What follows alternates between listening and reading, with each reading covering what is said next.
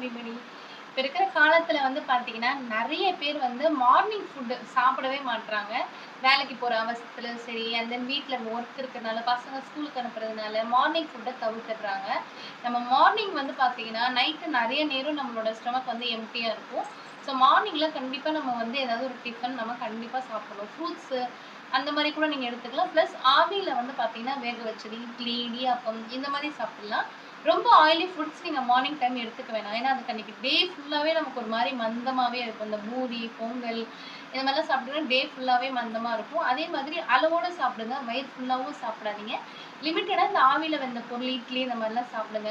இடியாப்பம் சாப்பிடுங்க. புட்டு இந்த மாரி கூட நீங்க சாப்பிடலாம். இதெல்லாம் வந்து ஆவியில வெந்த ஐட்டம்னு சொல்லுவாங்க. ஸோ இதெல்லாம் வந்து உங்களுக்கு ரொம்ப பெனிஃபிட்டா இருக்கும்.